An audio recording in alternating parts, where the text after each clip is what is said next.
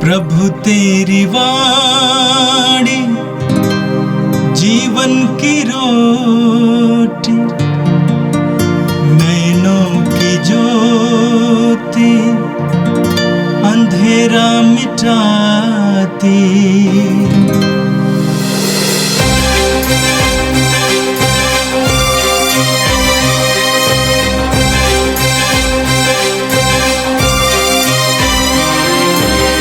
प्रभु तेरी वाणी जीवन की रोटी, नैनों की ज्योति अंधेरा मिटाती।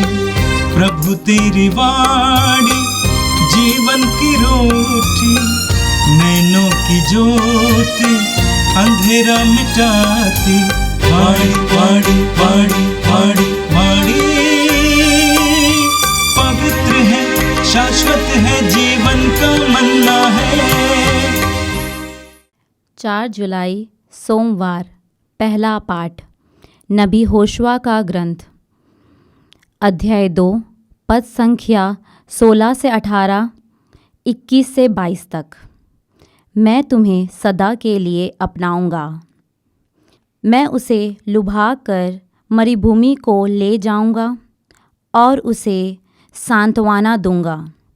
वहाँ वह मुझे स्वीकार करेगी, जैसे कि उसने अपने जवानी के दिनों में किया था, उस समय जब वह मिस्र से निकली थी। उस समय तुम मुझे अपना पति कहकर पुकारोगी। तुम फिर कभी मुझे अपना बाल कहकर नहीं पुकारोगी। यह प्रभु की वाणी है। मैं सदा के लिए तुम्हें अपनाऊंगा, मैं तुम्हें धर्म और विधि के अनुसार कोमलता और प्यार से अपनाऊंगा। मैं सच्ची निष्ठा से तुम्हें अपनाऊंगा और तुम प्रभु को जान जाओगी। यह प्रभु की वाणी है। संत मत्ती के अनुसार पवित्र सुसमाचार अध्याय 9 वाक्य 18 से 26 तक। ईसा उनसे ये बातें कह ही रहे थे कि एक अधिकारी आया। उसने ये कहते हुए उन्हें दंडवत किया, मेरी बेटी अभी अभी मर गई है, आइए उस पर हाथ रखिए और वो जी जाएगी। ईसा उठकर अपने शिष्यों के साथ उसके पीछे हो लिए। उस समय एक स्त्री ने जो 12 वर्ष से रक्तस्राव से पीड़ित थी, पीछे से आकर ईसा के कपड़े का पल्ला छू लिया, क्योंकि वह मन ही मन कहती थी, यदि मैं उनका कपड़ा भर छूने पाऊं तो चंगी हो जाऊंगी। ईसा ने मुड़कर उसे देख लिया और कहा, बेटी ढारस रखो, तुम्हारे विश्वास ने तुम्हें चंगा कर दिया है। और वह स्त्री उसी क्षण चंगी हो गई। ईसा ने अधिकारी के घर पहुंचकर बांसुरी बजाने वालों को और लोगों को रोते पीटते देखा और कहा, हट जाओ, लड़की नहीं मरी है, सो रही है। इस पर वे उनकी हंसी उड़ाते रहे। भीड़ बाहर कर दी गई। तब ईसा ने भीतर जाकर लड़की का हाथ पकड़ा और वह उठ खड़ी हुई। इस बात की चर्चा उस इलाके के कोने कोने में फैल गई। ये प्रभु का दिव्य सुसमाचार है। क्रिस्त प्रभु की जय। मेरे प्रिय भाई और बहनों, स्तोत्र 119 उसके वाक्य 105 में प्रभु का वचन कहता है, स्तोत्रकार कहता है कि तेरी वाणी, तेरी शिक्षा मेरे लिए दीपक के समान है, ज्योति के समान है। प्रतिदिन प्रभु अपने पवित्र वचनों के द्वारा हमें समझाते हैं, हमारे मार्ग को प्रशस्त करने के लिए हमें रोशनी देते हैं, प्रकाश देते हैं। हम प्रभु को धन्यवाद देंगे। हम बारूक के ग्रंथ के अध्याय 3 उसके वाक्य 13 में पढ़ेंगे। प्रभु कहते हैं, यदि तुम ईश्वर के मार्ग पर चले होते तो तुम सदा के लिए शांति में जीवन बिताते। यदि तुम ईश्वर के मार्ग पर चले होते तो तुम सदा के लिए शांति का जीवन बिताते। उसी तरह इस्यास नबी के ग्रंथ के अध्याय 48 उसके वाक्य 18 में प्रभु कहते हैं, यदि तुमने मेरी आज्ञाओं का पालन किया होता तो तुम्हारी सुख शांति नदी की तरह उमड़ती रहती। पूरी बाइबल में हमें पढ़ने को मिलता है कि जब हम प्रभु की आज्ञाओं का पालन करते हैं तो प्रभु की आशीष हमारी ओर बहने लगती है। देखिए विधि विवरण ग्रंथ के अध्याय 28 में प्रभु क्या कहते हैं, उसके वाक्य 2 से वचन में लिखा हुआ है, यदि तुम प्रभु अपने ईश्वर की वाणी पर ध्यान दोगे तो ये सब वरदान तुमको मिलेंगे और तुम्हारा साथ देते रहेंगे। नगर में तुम्हारा कल्याण होगा और देहात में तुम्हारा कल्याण होगा। तुम्हारी संतान, तुम्हारी भूमि की उपज, तुम्हारे पशुधन, तुम्हारी गायों और भेड़ बकरियों को के बच्चों को आशीर्वाद प्राप्त होगा। तुम्हारी टोकरी और आटा गूंथने के पात्र को आशीर्वाद प्राप्त होगा। घर आने पर और घर से बाहर जाने पर दोनों समय तुम्हें आशीर्वाद प्राप्त होगा। प्रभु तुम्हारा विरोध करने वाले शत्रुओं को पराजित करेगा। वे एक मार्ग से तुम पर आक्रमण करने आएंगे, परंतु तुम्हारे सामने से होकर 7 मार्गों से भाग निकलेंगे। प्रभु ने आज्ञाओं का पालन करने वालों के लिए प्रतिज्ञा की है। इन दिनों हम इस्राएली जनता के बारे में पढ़ रहे हैं। इस्राएली जनता का इतिहास बहुत ही अजीब है। ईश्वर की चुनी हुई प्रजा, ईश्वर द्वारा निर्मित प्रजा, ईश्वर द्वारा एकत्रित की गई प्रजा, जिसके ऊपर ईश्वर ने आशीषों और अनुग्रहों को बरसाया था। बड़े बड़े चिन्ह और चमत्कार प्रकट किया था, बड़े बड़े चिन्ह और चमत्कार जो आपने निर्गमन ग्रंथ में पढ़ा है। लेकिन उन सारी बातों के बावजूद हम पढ़ते हैं इस्राएली जनता ईश्वर के प्रति बेवफा बनती है। वो सच्चे और जीवित ईश्वर को छोड़कर देवी देवताओं के पीछे जाने लगती है, बाल देवता की पूजा करने लगती है। लेकिन आज के पहले पाठ में जो होसिया के नबी के ग्रंथ के अध्याय 2 से लिया गया था, प्रभु ईश्वर एक बहुत ही सकारात्मक संदेश सुनाते हैं। क्या कहते हैं? प्रभु ईश्वर कहता है वाक्य 16 से, प्रभु की ये वाणी है, उस समय तुम मुझे अपना पति कहकर पुकारोगे। उस समय तुम मुझे अपना पति कहकर पुकारोगे, यानी मैं तुम्हारा सहयोगी बनूंगा।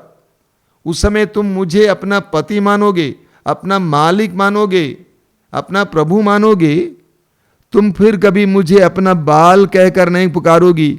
मैं उसके होठों से बाल देवताओं का नाम मिटा दूंगा, जिससे वे फिर कभी याद नहीं करेंगे। आगे प्रभु कहते हैं, उस समय मैं इस्राएल के पक्ष से वन के पशु पक्षियों और भूमियों पर रेंगने वाले प्राणियों के साथ व्यवस्थान स्थापित करूंगा। मैं धनुष, तलवार और युद्धास्त्र तोड़ दूंगा, जिससे तुम सुख चैन से जीवन व्यतीत कर सको। प्रभु कहते हैं, तुम मुझे अपना पति कहकर पुकारोगे, अपना प्रभु और मालिक बनाओगे, तो मैं तुम्हारे लिए करूंगा। आगे लिखा हुआ है वाक्य 21 से, प्रभु की वाणी है, मैं उस दिन उत्तर दूंगा। मैं आकाश को आदेश दूंगा कि वह पृथ्वी पर वर्षा करें। मैं पृथ्वी को आदेश दूंगा कि वह अन्न, अंगूरी और तेल उत्पन्न करें। मैं इज़राइल को धन संपन्न बनाऊंगा। प्रभु कहते हैं, जब तुम मुझे अपना पति कहकर पुकारोगे, मुझे अपने जीवन का मालिक बनाओगे, उस समय मैं तुम्हारे जीवन में अनुग्रह पर अनुग्रह बरसाऊंगा। मैं आकाश को आदेश दूंगा, मैं पृथ्वी को आदेश दूंगा, मैं सब कुछ को तुम्हारे पक्ष में कर दूंगा, जब तुम मुझे अपना प्रभु, अपना पति, अपना मालिक बनाओगे। मेरे प्रिय भाई और बहनों, हमारे लिए भी प्रभु की ओर से यही प्रतिज्ञा है। जब हम प्रभु के मार्ग पर चलने लगते हैं, प्रभु की आज्ञाओं का पालन करने लगते हैं, उन आज्ञाओं के पीछे पीछे प्रभु का अनुग्रह भी चलता है। प्रभु की आशीष हम पर बरसेगी। आज हम प्रभु के इस वचन के द्वारा इस संदेश को ग्रहण करें, प्रभु की आज्ञाओं का पालन करें। मत्ती के समाचार के अध्याय 7 उसके वाक्य 24 से 27 तक मैंने बार बार आपको सुनाया है कि प्रभु कहते हैं, जो प्रभु की आज्ञाओं का पालन करता है वह बुद्धिमान व्यक्ति है, और जो प्रभु की आज्ञाओं का पालन नहीं करता है वह मूर्ख व्यक्ति है। हम बुद्धिमान बने, हम प्रभु पर अपना पूर्ण भरोसा रखें और प्रभु के पीछे चलने के लिए ठानें और प्रभु को अपने जीवन का मालिक बनाएं, अपना प्रभु बनाएं, अपना पति बनाएं। और आज के सुसमाचार में हमने 2 बड़े बड़े चमत्कारों के बारे में सुना।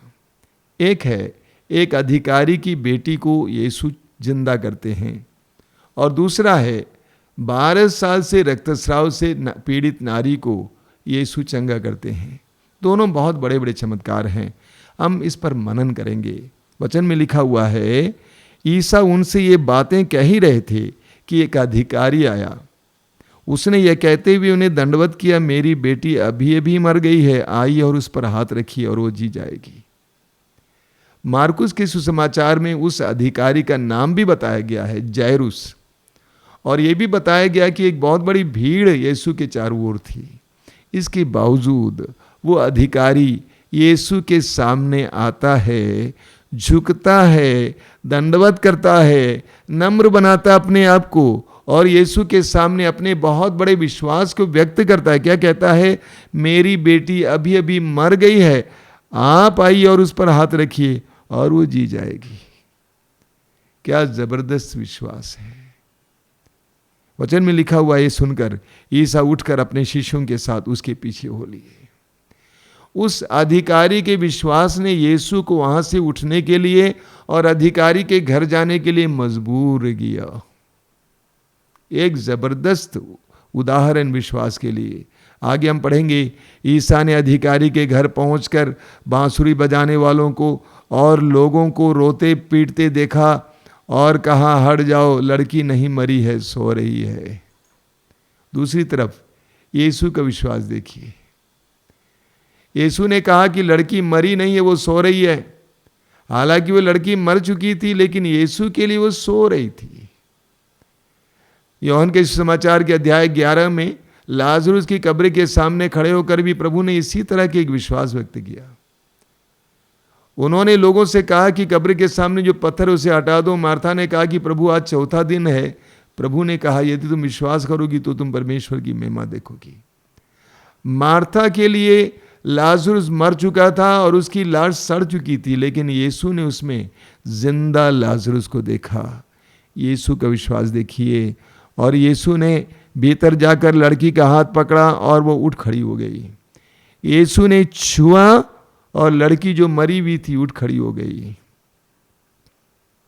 दूसरा चमत्कार है, वचन में लिखा हुआ है, उस समय एक स्त्री ने, यानी जब प्रभु यीशु जायरुस के घर के अधिकारी के घर की ओर जा रहे थे, उस समय एक स्त्री ने जो 12 वर्ष से रक्तस्राव से पीड़ित थी, पीछे से आकर ईसा के कपड़े का पल्ला छू लिया, क्योंकि वो मन ही मन कहती थी, यदि मैं उनका कपड़ा भर छूने पाऊं तो चंगी हो जाऊंगी। ईसा ने मुड़कर उसे देख लिया और कहा, बेटी ढारस रखो, तुम्हारे विश्वास ने तुम्हें चंगा कर दिया है। और वो स्त्री उसी क्षण चंगी हो गई।